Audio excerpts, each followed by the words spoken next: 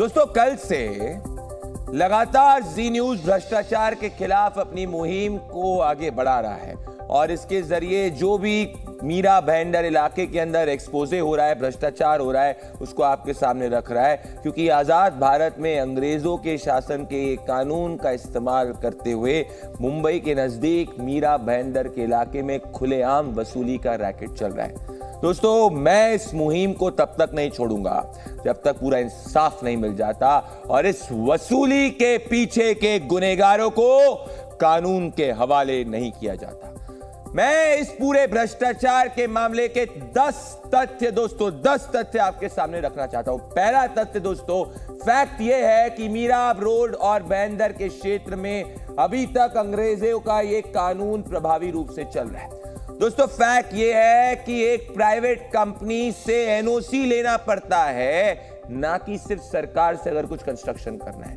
दोस्तों, फैक्ट यह है कि मीरा भाईंदर के इलाके में एक प्राइवेट कंपनी लोगों से जमीनी सौदे में वसूली कर रही है और लोगों से करोड़ों रुपए की इनकम वसूल रही है, उनका पैसा, उनका हार्ड एंड मनी वसूल रही है। दोस्तों, फैक्ट यह है कि ये प्राइवेट कंपनी लोकल प्रशासन के साथ साठ-गांठ कर भ्रष्टाचार कर रही है। दोस्तों, फैक्ट ये है कि जमीन खरीदने या नई इमारत का निर्माण करने के लिए ये प्राइवेट कंपनी को लगान देने की जरूरत पड़ती है। सिर्फ सरकार की रेवेन्यू फीस और रजिस्ट्रेशन फीस इनफ नहीं है, एक प्राइवेट कंपनी को एनओसी देनी पड़ती है।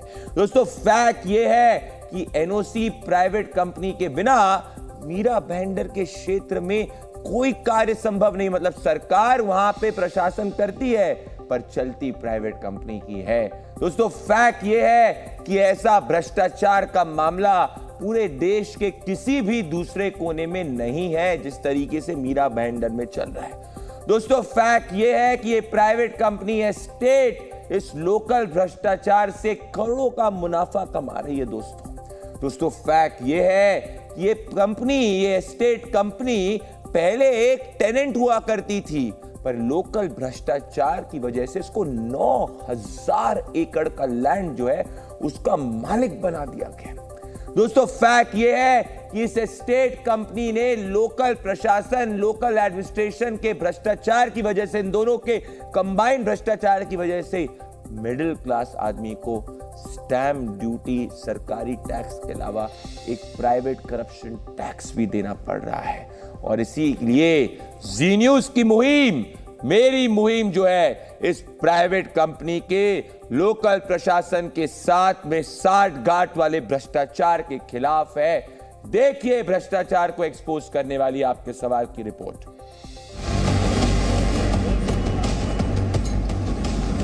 ये लूटने और बांट के खाने की स्थिति जो है वो पूरे देश में बना हुआ है और मीरा भाईंदर और ज्यादा बदतर स्थिति में है। इससे कोई भी नकार नहीं सकता है, चाहे कोई भी बिल्डर हो या डेवलपर हो या पॉलिटिकल लीडर्स हो, सबके संज्ञान में बातें हैं, फिर भी ये चली आ रही है। सबके पीछे सरकारी अधिकारी हैं, कई नेता हैं, कई मिनिस्टर हैं और सालों से ये लूट बदस्तूर जारी है। मुंबई के मीरा भाईंदर के बाहर अगर आप रहते हैं तो क्या जमीन के लिए अंग्रेजों के जमाने का टैक्स आपको भी देना होता है? क्या अपने मकान के लिए, रीडेवलपमेंट के लिए आपसे भी वसूली की जाती है? क्या सरकार को रेवेन्यू देने के अलावा भी अपनी जमीन या मकान के लिए आपको भी एनओसी के नाम पर किसी और को पैसे देने पड़ते हैं? इससे पहले शायद आपसे ऐसा किसी ने सवाल नहीं पूछा होगा, क्योंकि आमतौर पर ऐसा होता नहीं है। भारत के लोग जमीन जायदाद खरीदने या बेचने के लिए सिर्फ और सिर्फ सरकार को रेवेन्यू देते हैं, जिसके लिए अलग अलग राज्यों में अलग अलग नियम हैं। लेकिन मुंबई के मीरा भाईंदर में सभी नियमों को ताक पर रखकर वसूली की जा रही है। टैक्स के नाम पर अवैध वसूली, लाखों करोड़ों रुपए के वारे न्यारे, अंग्रेजों के जमाने से वसूली का धंधा। जी न्यूज ने जैसे ही इसका खुलासा किया, देश में हड़कंप मच गया। कई लोग सामने आने लगे, उनकी शिकायतें सामने आने लगी। जी न्यूज संवाददाता ने ऐसे ही कुछ लोगों से मुलाकात की जो इसके पीड़ित हैं। इस जमीनी हकीकत को लगातार जी न्यूज़ अपने दर्शकों को बता रहा है, इस एक्सपोज को भी बता रहा है कि किस तरीके से एक स्टेट इन्वेस्टमेंट कंपनी 1945 से लगातार एक लगान वसूल रही है, और जो लगान पहले 1/3 फसल की शक्ल में था उसको लैंड रेवेन्यू में तब्दील कर दिया गया। जो कंपनी कभी गारंटी हुआ करती थी उसको पहले लैंड होल्डर और अब सुपीरियर लैंड होल्डर के तौर पे बताया जा रहा है कागजों में। बिना राजनीतिक संरक्षण के ये पूरा मामला नहीं चल सकता है। करोड़ों का घोटाला है। अगर 100% में से 30% सिर्फ जो है वो पेपर पर दिखाया जा रहा है, 70% अगर वो ब्लैक मनी ली जा रही है, तो ब्लैक मनी कहाँ जा रहा है? अब समझने वाली बात यह है कि एनओसी के नाम पर अवैध वसूली का धंधा कैसे शुरू हुआ। आपको ये जानकर हैरानी होगी कि ये धंधा पिछले 150 साल पहले से चली आ रही है। पहले अंग्रेजों ने एक शख्स के साथ सौदा किया जिसने कई लोगों को वसूली का ठेका दिया। हैरानी की बात यह है कि महाराष्ट्र सरकार का रेवेन्यू डिपार्टमेंट भी इसमें शामिल है। आखिर महाराष्ट्र सरकार के रेवेन्यू डिपार्टमेंट की क्या मजबूरी थी कि वो इसमें शामिल हो गया, आपको आगे बताएंगे। हैरत की बात यह भी है कि इसके खिलाफ इलाके के लोगों ने आवाज भी बुलंद की, लेकिन तमाम कोशिशों के बाद भी कुछ नहीं हो सका। अंकुर त्यागी, जी मीडिया, मुंबई। दोस्तों, तो ये कंपनी का भ्रष्टाचार जो चल रहा है, ये कंपनी कोई एक अभी जन्मी कंपनी नहीं है, बहुत पहले की कंपनी है। तो अगर आप देखेंगे इस वक्त ये जमीन जो है ये मीरा भाईंदर के इलाके की जमीन है दोस्तों। इसका जो दायरा है, इसका लगभग दायरा 8000 एकड़ के अंदर ये जो जमीन है, ये पूरे 8000 एकड़ के अंदर है। 36 वर्ग किलोमीटर की पूरी जो बात है, ये 36 वर्ग किलोमीटर की बात है। तो अगर आप देखेंगे ये 1945 के बाद से मामला चल रहा था, और 2008 में ये स्टेट इन्वेस्टमेंट कंपनी ने मीरा भाईंदर के इलाके में 2905 एकड़ की जमीन पर अपना दावा किया। लेकिन वर्ष 2015 में थाने के कलेक्टर ने मीरा भाईंदर में लगभग 8900 एकड़ जमीन जो है इस स्टेट कंपनी को अवैध तरीके से ट्रांसफर कर दी। दोस्तों, मूल बात यही है कि यह अवैध तरीके से ट्रांसफर करी गई, मतलब लोकल साठगांठ, लोकल भ्रष्टाचार का मामला है। और इसी पे मेरे साथ में बात करने के लिए दोस्तों इस वक्त जो है मेरे साथ में इस मीरा भाईंदर इलाके की विधायक जुड़ने वाली हैं। पर मैं आपको पूरी तरीके से एक बात समझाना सकता हूं कि ये जो पूरी की पूरी कंपनी है दोस्तों, ये जो स्टेट कंपनी है, इस पे जो आरोप है वो ये लग रहा है दोस्तों, इस स्टेट कंपनी पे वो आरोप लग रहा है भ्रष्टाचार का दोस्तों। और ये कंपनी जो है, ये जो बनी है ये कंपनी दोस्तों, ये कंपनी बनी है 1945 में। पर जो करप्शन इसने असली वाला चालू किया जब इसने लोकल कलेक्टरों के साथ में साठगांठ करी, जो 2008 के बाद से शुरू हुई, और ये एक मालिक बन गई, एक भूमाफिया बन गई, पूरे के पूरे करप्शन की ये भूमाफिया बन गई मीरा भाईंदर के इलाके में, जिससे मिडिल क्लास को नुकसान हुआ, मिडिल क्लास को अलग से टैक्स देना पड़ा। इसको पूरा मैं समझाऊंगा, पर ये जो बात है इसके ये बात मैं करना चाहता हूं, ये स्टेट कंपनी पे एक्शन क्यों नहीं लिया जा रहा है, इससे मैं बात करूंगा। गीता जैन जो विधायक है मीरा भाईंदर की, गीता जैन जी मेरे साथ प्रदीप भंडारी के साथ आप जुड़ रही है। मैं आपसे जानना चाहता हूं गीता जी कि ये क्या चल रहा है मीरा भाईंदर में। आप टेक्निकलिटीज छोड़िए, मैं अगर वहां पे जमीन लेना चाहूं तो मैं सरकार को स्टैंप ड्यूटी दूंगा, मैं वहां पे जाके गवर्नमेंट को टैक्स दूंगा, ये एनओसी लेने की क्या जरूरत है। और हमारे रिपोर्टर ने बताया स्टिंग करके कि एनओसी का रेट फिक्स हो गया है, एनओसी चाहिए तो कुछ 1000 रुपए लो, लाख रुपए लो, करोड़ रुपए लो। तो आपने पूरा मीरा भाईंदर जो है एक प्राइवेट कंपनी के हाथों में गिरवी छोड़ दिया है। देखिए अंकुर जी, प्रदीप भंडारी, प्रदीप जी सॉरी, देखिए प्रदीप जी, ऐसा है कि इसमें बहुत सारे ऐसे ग्रे एरिया है जिसके जवाब आप ढूंढेंगे। आपने बहुत सारी चीज़ें हमारे दर्शकों को बताई है, इसलिए मैं वो रिपीट नहीं करूंगी। जो 2-4 चीज़ें मुझे लगा कि मुझे भी ध्यान में लानी चाहिए, वो एक ये है कि सबसे पहला करारनामा बना था हमारा 1871 में। वो बना था, किस लिए बना था, जिसके साथ भी बना था, शायद रामचंद्र लक्ष्मण जी के साथ, उसके साथ बना था। इसलिए बना था कि आपका जो पानी खेती में आ रहा है वो उसके लिए आपको छोटे छोटे बांध बना के देने हैं ताकि पानी ना आए, और उसके बाद आपको उसका 1/3 ऑफ द क्रॉप यानी जो धान्य पिका है उसका 1/3 देना है। कहीं भी जमीन देने की बात नहीं थी।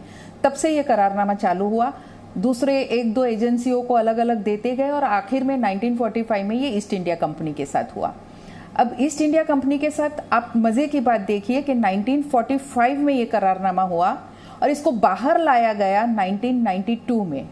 92 के पहले जो भी बिल्डिंगें बनी थी उस समय इसके साथ 12 जो एक हम लीगल डॉक्यूमेंट मानते हैं उस पे कहीं भी east India estate investment company का नाम नहीं था। आप उसके पहले के जितने 7/12 देखेंगे उसमें कहीं भी वो नाम नहीं था। अचानक 92 में गीता जी, गीता जी मैं आपको थोड़ा रोक रहा हूं क्योंकि हिस्ट्री आपको भी पता है, मुझे भी पता है। मैं आपसे जानना चाहता हूं जो प्रेजेंट रियलिटी है, सरकार के पास में वो पावर है कि वो एक प्राइवेट कंपनी को मीरा भाईंदर का इलाका जो गिरवी रखा है, मैं कह रहा हूं देश के किस दूसरे कोने के अंदर एक प्राइवेट कंपनी से सरकारी कोई भी जमीन पे अगर कंस्ट्रक्शन करना है तो एनओसी लेना पड़ता है? कहीं नहीं लेना पड़ता है। वहां पे एक रैकेट भ्रष्टाचार का चल रहा है, तो आप वहां की विधायक है, इस भ्रष्टाचार के रैकेट को रोकने के लिए आप क्या करेंगी? कि आप क्यों नहीं सरकार को कहती है कि इस पूरे के पूरे लेजिस्लेशन लाके इस पे कार्रवाई करी जाए? मैटर सब जुडिस कहने के चक्कर में है ही नहीं, क्योंकि जब सरकार इसको लेके आई है, सरकारी लेजिस्लेशन के through government has the powers. नहीं, ये मैं एग्जैक्टली वही कहना चाहती हूँ कि ये कितना भ्रष्टाचार है मैं दिखाना चाहिए, इसलिए मैंने हिस्ट्री कही कि ऑलमोस्ट 92 तक ये कहीं किसी को मालूम ही नहीं था, क्या पॉसिबल नहीं हो सकता है। दूसरा ये भ्रष्टाचार है, अचानक 2008 से उसको मालिकाना हक क्यों दिया गया है? किसी जमीन मालिक या किसी जो सोसाइटी जो बिल्डिंगें वहाँ बनी थी उनकी एनओसी ली गई क्या? जो कायदे में है नहीं ली गई। थाने के दस्तावेज को बॉम्बे में रजिस्टर क्यों किया गया? वो भी एक भ्रष्टाचार है।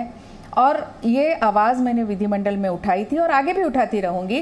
और विधिमंडल में आपने आवाज उठाई तो रोक कौन रहा है? गीता जी, कौन इसको शरण दे रहा है? मैं समझ नहीं पा रहा हूं। जनता इसके अगेंस्ट है, आप इसके अगेंस्ट है, हम लोग इस पे मुहिम कर रहे हैं। शरण कौन दे रहा है? इस भ्रष्टाचार को मीरा भाईंदर के इलाके में रुकेगा कौन? कौन एस्टेट कंपनी के साथ में लोकल साठगांठ करके भ्रष्टाचार कर रहा है? कोई बड़ा नेता इन्वॉल्व है इसमें?